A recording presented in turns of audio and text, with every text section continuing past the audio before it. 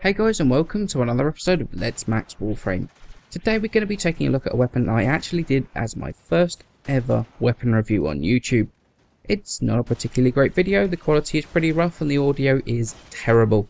So I think it's about time I did it justice and did a proper video on it. It is of course the Tenno single shot sniper rifle, the Vectis. Now, the Vectis boasts some pretty fantastic stats, including a huge base damage of 225 per shot, with the majority 90 coming in the form of impact, followed by 78.8 puncture and 56.3 slash damage, making this one of the hardest hitting weapons out there per shot. In addition to that massive damage, it comes with a pretty decent 25% critical chance and 200% multiplier, meaning that crit builds on this are pretty much the way to be going with it. It also comes with a 30% status chance, which on anything but a sniper rifle or a bow I would say is worth modding for. But with the Vectis being this type of weapon, single shot, it's really not worth it. The fire rate is just 1.5 rounds per second, but since it's a single shot only, that's not really the stat you need to be looking at.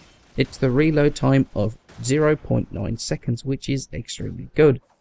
The Vectis also has incredible pinpoint accuracy, where the shot will land on the reticule every single time, making headshots incredibly easy to land. And the zoom on the weapon means that those short to medium range headshots are extremely easy to hit. Now naturally, its biggest feature is also arguably its greatest downside, which is that one round magazine. Warframe is a game where a lot of enemies comes at you very quickly. And with weapons like the Soma Prime, the Bolter Prime, even secondary weapons like the Vacor Marelock or Telesite Bolto killing very quickly, a single shot sniper rifle can struggle to keep up in the fast-paced, fast-killing world that is Warframe. But even then, when solo, it can struggle to keep up with enemies coming at you in waves, then pulling shot after shot can be tough. And you can take a lot of damage doing it. In all honesty though, this is really the only bad thing I could find to say about the Vectis, and it's not even that much of a problem really. It's just a bit of a small change in playstyle that's required. Okay, so let's move on to starting to mod the Vectis. Now it comes with a V polarity as standard, however we're going to add 5 former to it, which is going to be 3 Vs and 2 dashes. This V is actually not needed at all, this is just sort of a remainder from an old build, so it is actually a 5 former build. Now we've got a bunch of mods remaining the same between all 3 of our builds. We've got Serration for damage, Split Chamber for multi-shot, Charge Chamber which is going to give us 40% more damage on the first shot in every clip, which since this is a single shot sniper rifle is every single clip.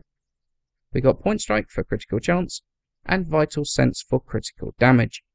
And we've also got Primed Fast Hand, which is going to nearly half our reload speed, which is going to make this feel so much more usable in a crowd of enemies. Now I can hear you all saying where's heavy caliber, and I will talk a little bit about that later on in the video.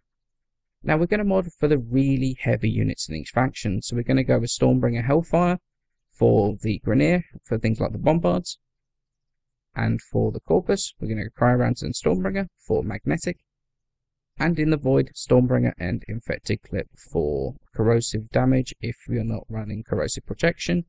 If you're running corrosive protection, you could either go with cryo rounds, or you could switch things around and go with the radiation again for things like the bombards.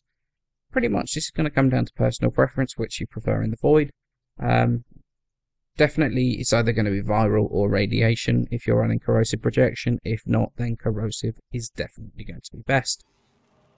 So do I think that it's worth the time, effort and resources to max it? And the answer is of course, it is absolutely worth it. Admittedly, sniper rifles really are not a class that gets a lot of playing time from me. Not because they're bad or anything, but because of the vast amount of weapons that I switch between all the time. But most of the time when I go back to sniper rifle, it's the Vectis I turn to. Picking off targets one at a time, bam bam bam, headshot after headshot. I think it's one of the most rewarding weapons in the game. You don't get anywhere near the same feeling of reward from a Soma Prime, or even my beloved Carrack Wraith. Now I know that the comments are going to be full of people asking why I don't use heavy caliber, and that heavy caliber doesn't really affect the weapon. Now this is only half true.